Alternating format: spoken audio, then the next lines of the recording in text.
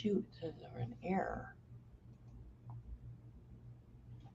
Hello, welcome to WGSN-DB Going Solo Network. You're listening to the experts today on Going Bold Media, media.com, goingboldmedia.com. So just check out all of our wonderful hosts and guests that we have there, and you'll just be really pleased with all that you're listening to, because we've got some really cool shows there for you.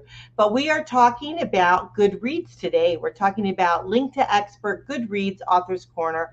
I am Cece Shatz, the doyenne of relationship building, and I have my good friend here, Joanne. Joanne? Hi, everyone. Thanks for joining us. Joanne Weiland, Why Land When You Can Fly, the founder of the collaborative cloud community LinktoEXPERT, where you can find an expert in minutes and hire them, or you can be found as an expert so others can hire you. So definitely check it out, LinktoEXPERT.com. So we're going to move very quickly to our author today, because we've got a lot of information that we're going to be sharing with you. So let's bring Randy up. And Joanne, you want to do the introductions? Sure. Randy Peyser and I have been collaborating, working together for years, actually since 2007, 6 years.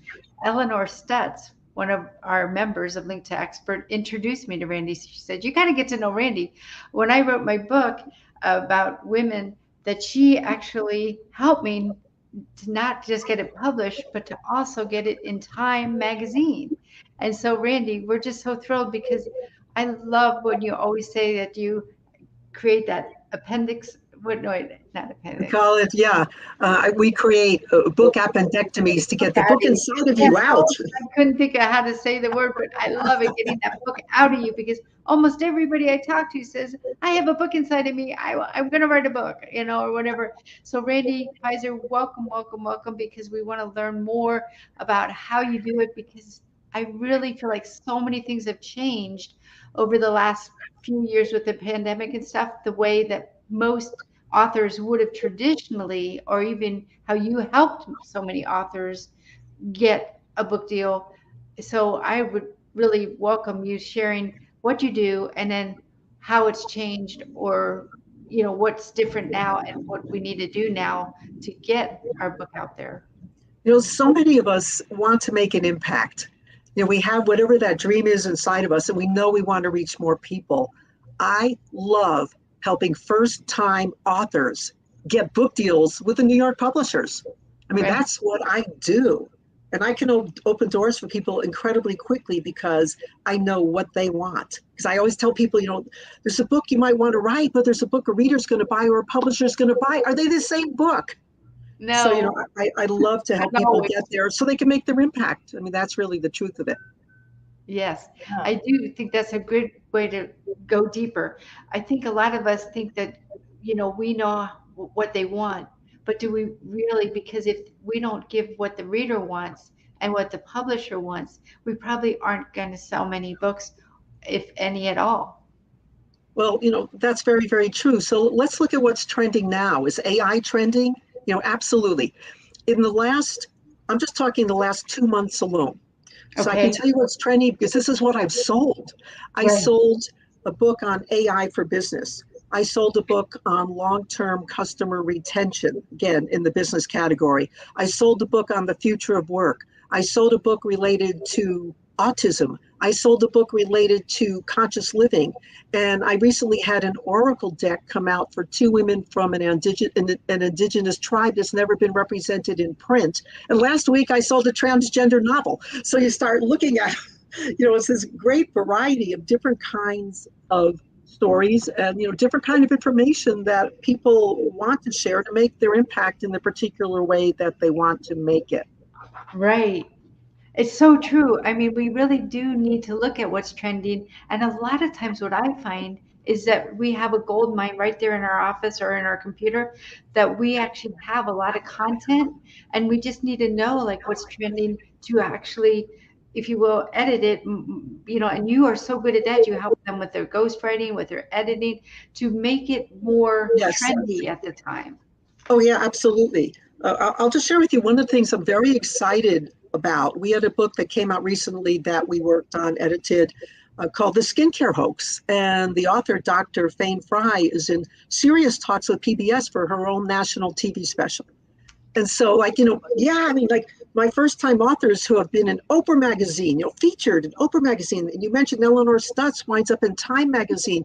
Right. And, my first time authors in airport bookstores and FedEx That must be so stores. exciting to go to the airport and you see I know, it's thrilling. It's so exciting. That's happened to me just being at a Hudson USA Booksellers. Today, you also And there's had my authors. USA Today. I remember USA Today, you had some in Oh, there. yeah, USA Today, Wall Street Journal bestsellers. We had a book, The Tao of Influence, was on the Wall Street Journal bestseller list for 7 Cosmo, weeks. right? Yeah, Cosmo magazine. And so this is my fun because what I see that magic and miracles just open up and happen. Like even for me with my first book I wrote was called Crappy to Happy. And I wrote it in the mid-90s. I started pitching it. And lo and behold, years later, I'm sitting in a movie theater, opening night of the movie Eat, Pray, Love. And there's Julia Roberts in a bookstore scene towards the beginning of the movie, holding up my book and buying it in a bookstore scene. I mean, things you just never could have predicted. I had no idea my book was going to be in the movie. Really? But that's what I see with traditional publishers. More doors will open for people who want to make their impact in the biggest way possible than when they self-publish. Yes. So, I like both methods of publishing for different reasons. And you kind of alluded to that at the beginning when you were introducing me, Joanne, where you were talking about, self-publishing and the publishing models have changed. And I'm never attached as to which way people want to go. I truly want what is highest and best for each person, depending on their goals. So I'd love to share with you, basically the pros and cons of each approach. Yes, please. So with self-publishing, I call this the speed to market option. You want to get a book out quickly, self-publish. Okay. Typically, unless your book is positioned where I think it could get a 6-figure deal, but typically you will make more money self-publishing per book. Okay. So I tell people in general terms, generally speaking, of course there are exceptions, but if you want to make more money per book, you want to get a book out quickly, you want control over every word in it, your cover design, your interior design, self-publish or hybrid publish. If, however, you want to make the largest impact possible on the greatest amount of people, definitely try for a traditional publisher because more doors will open for you towards media, towards speaking engagements, towards, whatever your goal is. If you want to play in the big leagues, definitely try for a traditional publisher. But do the traditional publishers actually help you with the marketing, Randy? To some extent. The author is always responsible for the marketing, but I want to share with you a secret. And it's a secret you already know. If you're not the best marketer in the world, or it's not in your genius, delegate. Delegate. Yes. Go to people like Joanne right here. Go get on a podcast. Get on these podcasts. Get yourself visible. Because we can't do it all. I mean, you and I alone, I looked before we got on, we've referred each other to 42 people. I mean, and that's wonderful. And it's because of the fact that we know you have to delegate. We know we don't know how to do everything. And because of that we actually do know that it's so important to automate as many things as possible, as well as delegate to somebody else that can do it better than you, or even as good as you, so you can focus on what you do best. And I think people really forget, it's not just about saving the money and the time that they think when they're doing it themselves, but they're also saving their reputation. Because Randy, when you do it yourself, like the first website I ever created looked like a second grader created it, and I had even gone back to the university to learn how to do it back then. But who was gonna think, oh, let me hire an expert from this woman, because of the fact that it looks like she's in second grade and drew this up. And so it's so important to remember it also saves your reputation, and not even saves it, just elevates it when they're like, you look larger than life, Yes. Yeah, absolutely. Well, I was noticing too that you're like a publishing coach, aren't you? So you like Very much so. I call myself a book broker. It's a term I actually invented. People have called me a book midwife, a book doula, a book shepherd. But the truth is, I'm the person with over 20 years of connections, and I'm talking about first name connections with McGraw-Hill, Wiley, HarperCollins, and the top agents. Like the last time I was in New York pre-COVID, I had 25 meetings in 2.5 days pitching 16 projects. I mean, and to me, that's my playground. That's me working in my genius. Right. And so, like, when I'm sending out a query letter, via email, because since COVID, there haven't really been the in-person meetings like there were before. Everything's via email now. Well, you used to even go to Europe and everything. I remember, I do like especially New York. I was in New York every single year. Pitch, I was like in the feeding frenzy of the publishing industry, and that's my playground. Most people would be very intimidated with 40,000 people running around and everybody's looking to make their own connection. And I'm like, yes, I'm on my playground. So we all have our playgrounds, the places where we find ease and joy and where we create success. I mean, and so the publishing industry is my playground. Yes. And so, I would be in New York and just, pitching like crazy and learning over so many years what publishers want, what they don't want, like, and just knowing the difference. Or let's say an author's 3/4 of the way to what they want. I know the information that they need to bring them all the way, how to tip the sale in their favor. Because I'm sure all the different publishing houses do have different ideas of what's trending for them. I mean, that list that you just told us, which is priceless, but also which one is looking for AI, for an example, right now, and so that's so key. And also just not knowing which one, but what person within there or what group of people that you need to pitch it to, because that in itself would take years. And don't forget, not only does it take years, but a lot of times it changes too. They either get promoted or leave or, something. Yes. So you're always having to know who's who, where. It's just not that simple, in other words. That's absolutely correct. But whenever I'm on an initial call with someone, like I like to do like a free discovery call. Let's just talk. Let me find out what the project is, and I will know within minutes of asking the right questions where that project needs to go, who would be interested in it or not. Because I know the playing field. These are all people I have personal relationships with, where we like each other's fuzzy dog pictures and emojis on Facebook or on they're real relationships that I have fostered over many years. Yes. I mean, just for an example, with every time you used to come in town here, we would go out for Thai food. And, you really do know the people and what they like. And we both know each other loves Thai. So we just always go for That's Thai. right. That's exactly right. Example of it's, like you have that relationship, like you said, and that goes so far in the publishing industry, because those publishers, I mean, I know you told me the numbers. I'm trying to remember how many get pitched every, month. Yeah, well, I'll just refresh your memory then. I was sitting with one publisher, and this was years ago. And he said he gets 10,000 manuscripts a year. So if we break that down, divided by 12, that's 860 a month. And it's my job to get my people to the top of that pile. And that's what I do. Right. And not only that, but I have literary agents. I mean, I have multiple agents who have done 6-figure deals and big bidding wars for my clients. And, so when I have a project, that's right for an agent, I have one agent who's told to me, Randy, I hope I fast track every project you send me.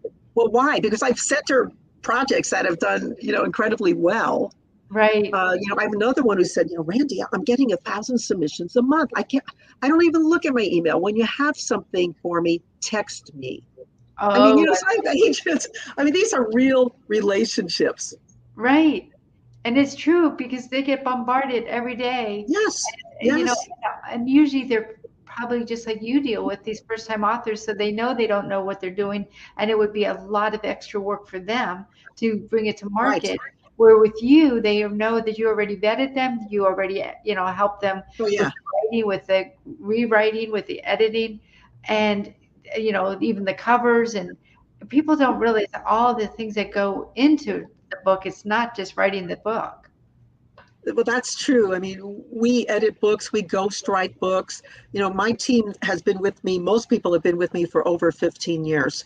Wow. They all come, and my criteria is extremely high. Every editor or ghostwriter I work with or who I hire has to have edited or ghostwritten many books that have sold to traditional publishers or have worked in those roles for traditional publishers. So not only are we getting the content right, I tell people my lane is narrow. My lane is get the content right. So we're doing book coaching, analysis, editing, or ghostwriting, Right. and get this old book to a publisher or under contract with a literary agent. That's it. That is my lane.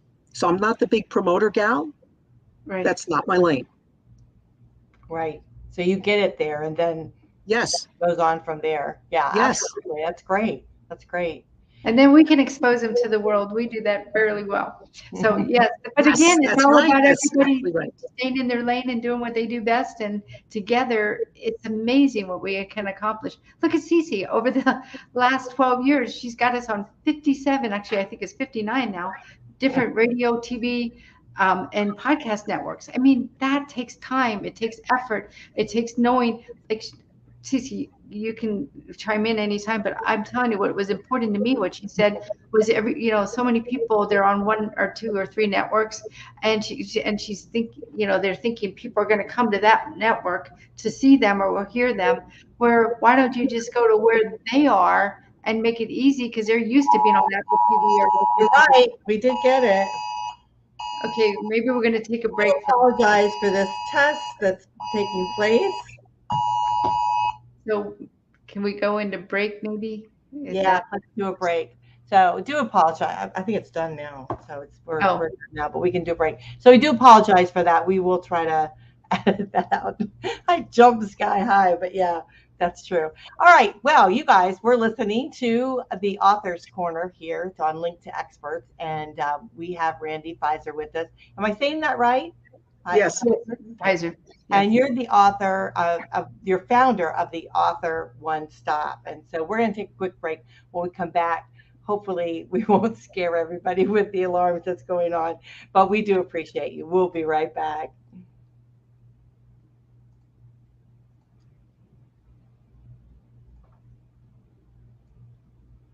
Hi, I'm John Thomas. I want to share with you a professional products and services directory we call Going Solo Directory, and you need to check this out. If you want exposure to your business or are seeking professional product or services, this directory has it all. And that membership, for the many special features, you get the benefit of a worldwide exposure with a 40-minute video interview on an international business show showcase. All this for just one low annual fee. For more information, contact GoingSoloDirectory.com.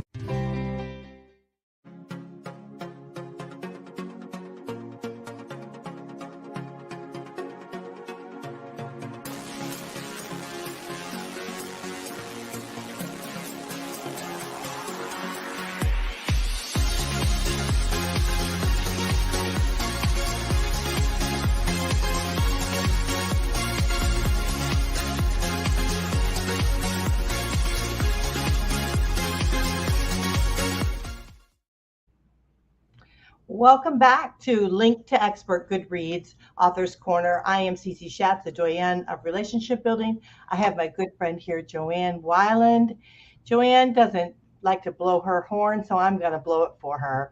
So she is the Chief Connections Officer. She's the founder of Collaboration Cloud Community, LinktoEXPERT.com. If you haven't checked it out, you must check out that website because it is absolutely fascinating to be able to connect with all of those wonderful experts. So we are talking with Randy Peyser. We're talking about get a book deal with the publisher. There are many people out there now that are looking to write a book.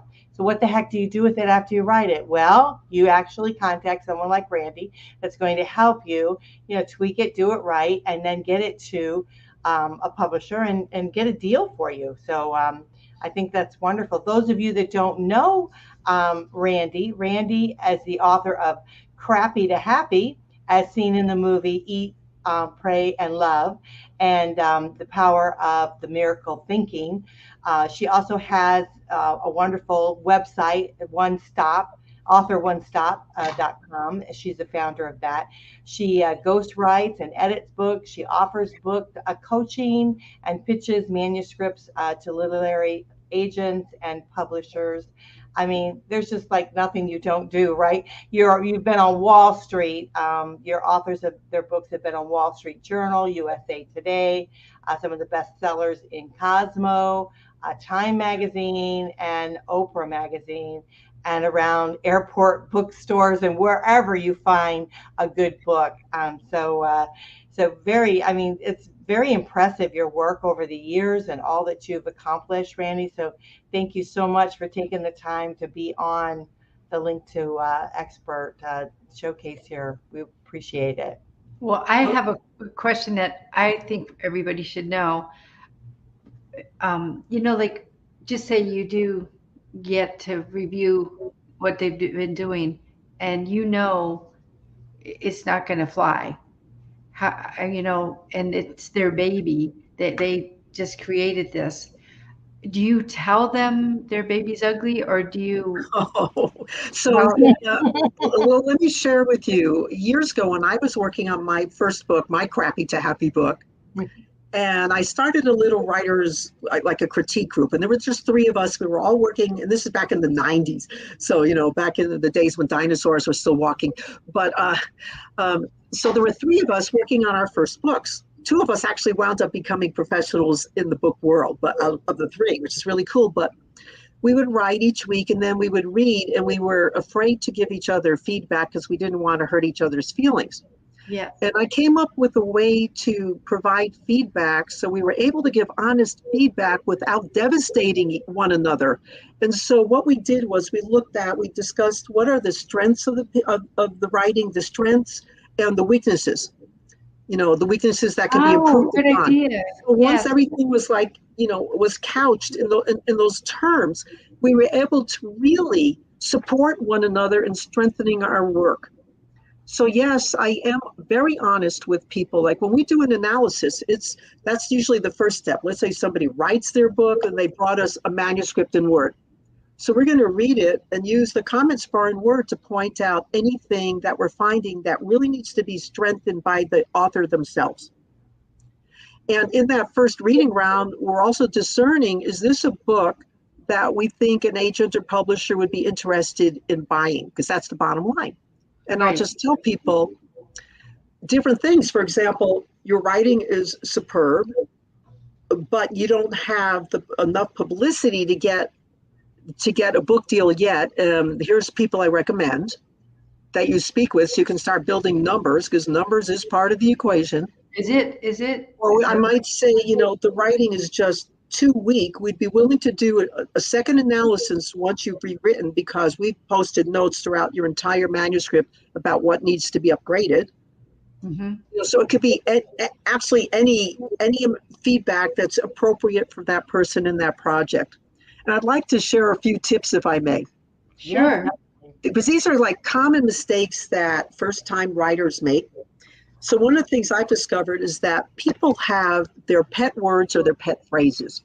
Okay. So for example, I was editing a book one time and I saw the word thus many times. And I'm thinking, we don't even sound like that in the way we speak now. There was another one where suddenly, it was like suddenly, it's like everything an emergency. So, be careful about your pet phrase and repetitive language, especially terms in the same sentence or the same paragraph or the same 2 paragraphs. Vary the wording. And one of the ways to do that is you always want your dialogue or your wording not to sound stilted. So the way when I'm writing something, I mumble it to myself out loud, but I'm listening. I might sound like I'm like, but I'm hearing it in my head, as long as there's nobody else in the room thinking, I'm a person who needs services. But listen, does your dialogue sound realistic? Does it sound like a person actually speaks? One of my editors is a former publisher from Simon & Schuster. I mean, so everybody I work with, and I mean they're high level, they are the highest level. So anybody with like, a thriller or suspense, any of those kinds of books, well, guess who's going to do the analysis of it? The guy who bought the books. And so, I was interviewing him recently for one of my own webinars. And he said this one thing that I absolutely love, in terms of writing dialogue, especially if you're writing fiction. He said that you're writing from the voice in your head, but every single character is going to have a different voice. And the voice in your head is not the same way that you speak. So how does your character actually speak? Right. That's fascinating. Yeah. We did have a comment from Mark Garcia. He'd like to know, he said, I would be interested in getting their contact information. So we're going to give it to you right now, Mark. So write it down here. But that's really fascinating, Randy, because I do think that we sometimes do just think how we think, and even these characters, or maybe even multiple little me's, but most of the time they're going to be a total different me. Like the three of us on this interview right now, we all think differently, we all feel different, we all, have different experiences. So that's brilliant. Yes. And there's different nuances in the way we express ourselves physically. Right. Like, I have a strand of hair that keeps falling in my face, so I try to nonchalantly keep moving it out of my face. So, I mean, each of us, we smile differently. Our facial expressions, just everything is different. The way we look at people, and all that can be conveyed. Like, one of the biggest mistakes that people make, especially in fiction, and it's like a rule in the publishing industry, and maybe people have heard of this, maybe some people haven't, but the big rule is show, don't tell. And I want to explain the difference, because a lot of times when fiction comes in weak to us, it's because the person is telling and not showing. So when you're showing, you are mostly visually describing something. So if the reader closes their eyes or you close your eyes, you can visually see it. So there's a difference between saying the boy is cold and the boy pulled the top of his coat, across his chest and shuddered. So we all get a much more of a visual, here I am expressing it visually, but we get a visual experience of it that we wouldn't get by saying the boy is cold. Right. And describing emotions, especially he was angry, whatever. Well, show us what does that anger look like? Did he throw a chair? Did he pout? What was the degree of anger? So just be as visual as possible, because so many people are visual, but don't neglect the other senses as well. What did the room smell like? What did the person smell like? Yes, they say like 70 or 80% of the people are visual, but I've learned that the strongest sense we have out of the five senses is the sense of smell. So if you can actually describe it, like you're saying about, showing how the scent of that field, or I'm trying to think of something real quick, but was intoxicating because it reminded them of when they used to, when they grew up on the farm or whatever. Right. But there's also, like, I'm a very kinesthetic person. Like, here I am, like touching my body even, while we're speaking with my hands over my heart. And so, like, and notice the way in your language when you're writing. If you're using words like touching, this is touching, or they were connected, or I feel, well, that's a kinesthetic way of writing. If somebody says, this rings a bell, that sounds right, they're auditory. It looks like this. I see what you mean. That's a person who's visual. So your characters can actually display different senses from that they come from. Good point. Yeah, it really is. And I also thought of Cece recently, she used the word that open up your pocketbook. And we were kind of laughing because, like, people in New York call it a pocketbook, or they used to. And, a lot of people would like, what's a pocketbook? Yes. Or the slang of it, pocketbook, a pocketbook. Open your pocketbook. That's what I remember hearing. Yes. Yeah, for sure. I do want to apologize to the audience because it looks like we're having some technical problems, some lagging. So just okay. the conversation. I hope that you're doing okay. Okay, so this one, Facebook user Franklin Douglas, check it out now or later. Not quite sure what he means by that, but Yeah, could you give us more information, possibly? yeah, check it out now or later. Well, maybe he's going to check out your information now or later. Well, anyhow, I want to make sure I say it so we have that on our podcast when this drops down the podcast. You can find email Randy at Randy Randy at author AUTHOR 1 ONE stop.com.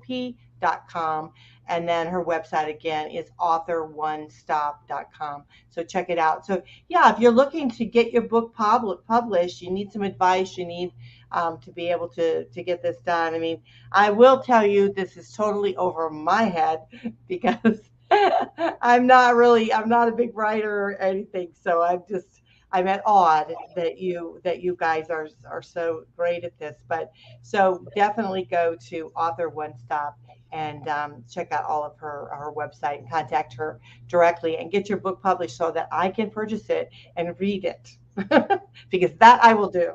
Well, and speaking of that, Randy, I was wondering, like, if they do choose to self-publish, do you then help them with that as well? No, it's not my lane. I have referral partners for that, which I'm happy to refer people to someone I trust. And that's really, really critical. I mean, if anybody they're set on self-publishing, I invite you, speak with me first. There are scam companies. I want to make sure you're not going to one. I actually stopped a person, helped them just yesterday, just saying, please get your book off of that particular platform. And they hadn't published with the person yet. I said, the reviews are really, really bad. And do beware of their contracts.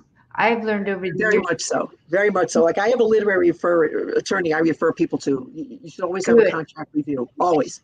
Well, like another thing that you've been doing lately, I call it your side hustle, whatever you want to call it, that you've been helping them take their book and make it into a screenplay. Yes, I've gotten into film so much more, and my connections are so solid. So, for example, one of my connections, if you've written a children's book, I just interrupted myself, but if you've written a children's book and you want to have a consultation with one of the people from SpongeBob and Coco Melon, some of the hottest children's properties on Netflix, etc., I've got that connection. That's great. So, and also for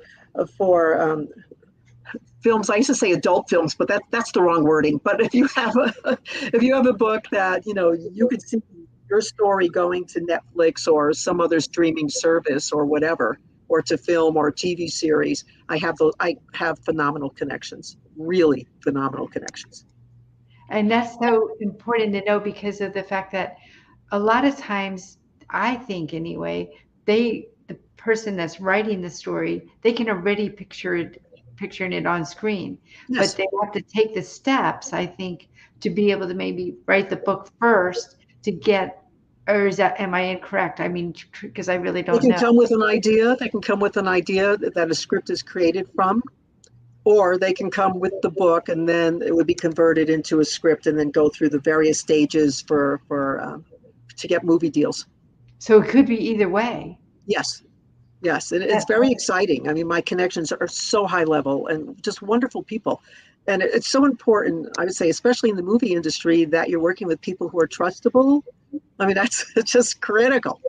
Yes. And well, publishing too. I mean, the traditional publishers, I've never had an issue with any traditional publisher hurting a person. I just haven't. But, I send everybody my confidentiality agreement. We have our, discovery call. And before anybody ever sends anything to me, they're getting my confidentiality agreement. I want them to know that their work is their work. Right. And before anybody sends anything anywhere, you should be getting confidentiality agreements from people. Get those signed NDAs. Yes. And if you don't have one, that would be something I would recommend you do before you work with anybody. Yes. Because it's so important because you hear these horror stories all the time. I mean, recently I even heard of a story where in the contract from the publisher, they said, if we decide that this is good for a screenplay, that you will not have any part of it, and we're going to take it and run with it. But it was a small print, like, in a small paragraph at the end of the contract. So just beware and do what Randy just said, go get that contract reviewed before you sign it. Yeah, that's a large part of the self-publishing model too, that I definitely would do. But again, the literary attorney who I refer people to, will handle any kind of contract at all and just point out any red flags. And I'm not saying that it's going to happen to everybody, but just, protect yourself. I mean, you took all the time and effort and it came from inside of you, like Randy gets it out of you. It's, you don't want to lose it because of the fact that you just didn't do Now, I your wanted duty. to ask if you have, like, let's say you have a story, right? You know that you've got a story, or you want a very interesting life or whatever, and you think, oh, this would make a good book, but you're not a writer. So can we go to you and do the ghostwriting? You would be able to Absolutely. Okay. Absolutely. How So, do they do that? Is it like so through the way interviews? ghostwriting, I'll just share how ghostwriting works. First, I match up because I know my ghostwriters and I know their subject matter. Okay. And, so I know like which ghostwriter would be the best for each person and their project. And so then I set people up with a complimentary call because you want to feel very strong rapport with that person. They're capturing your voice and your message, and you just need to feel their energy. Really, it's an energy thing. You need to know that they're on the same page with you. And so the first is a complimentary conversation. And so then after that, if the person's interested, then we have an official contract. But this is how we work. The first phase is to create detailed chapter summaries. So this becomes the roadmap for the book. This is your table of contents, through a series of usually Zoom calls or phone calls, usually Zoom calls, just learning all the different aspects of like you're talking about memoir, for example, all the different aspects of a person's life, different things that might be featured, and then seeing what's the relevant information, putting it in the right chronological order so that the book is going to make sense. So the first phase is the roadmap. And then the next phase is writing. We write in 50-page increments, but the ghostwriter is not just going to say, here's 50 pages, do you like it? They're going to write a very short amount, maybe it's even 2 or 3 pages, because they want to know, are they capturing your voice and your message correctly? So that we can, tweak and correct. So a number of books we've done have gotten 6-figure deals that we've ghostwritten because we really know what we're doing. Right. We know how to do this. Yeah. So people that are like me, that are intimidated by writing, and you do have a story, you do have I think everybody's got a story in them, right? So we all have a story, and you want to get that out, you want to share that with the world, then you can certainly do that still. And that's nice to know. It's nice to know that you can. So, yeah. Oh, yeah, totally. Another thing is, people want to write, but they want guidance as they go. So we do a similar thing with book coaching, where the first phase is the same as the ghostwriting, where we're going to create the detailed chapter summaries, figure out the theme and the detailed chapter summaries. So then the author has the roadmap. So instead of us writing it, they're writing chapter by chapter, and for each chapter, submitting it, getting information to revise, submitting it again with the revisions, getting more information for that second revision, and then at the end we do an editing round to polish it. And we did that recently for a book of literary fiction and got that sold to a publisher. Well, and another part of it is that you have an accountability partner.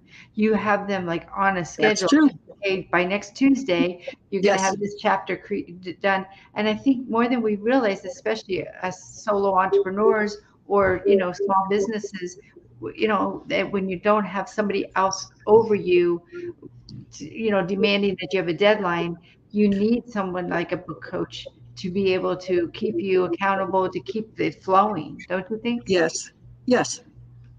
Yeah, great information. Well, it looks like we're going to have to close. So are there any last words, Randy, you'd like to share with the audience? Yes. This is the way I love to close talks on how to get a book deal with a publisher. Okay. A book is either an option, it's either your option or it's a priority. If it's an option, it will never get done. If it's a priority, you will make it happen and nothing will stop you. So that's the way I want to close. Absolutely. I think you're spot on there. Don't you think? I think absolutely. Well, we want to thank you so much again. Send an email to Randy, RANDY, at author1 stop, STOP.com. So author1stop.com. So we want to make sure that you know that. And then, just send her a question or whatever you have, any information that you have, and get your book published. Don't wait. Make it happen, right? Make it happen. Right. You can do this with Randy's help. Yeah. So you guys are listening to Link to Expert Goodreads Author's Corner. I am Cece Shatz, and I have my good friend Joanne Weiland here with me. And we just want to thank you so much for listening to WGSN-DB Going Solo Network. Again, all of our information is on goingboldmedia.com. So check that out. So we'll catch you next time. Bye for now.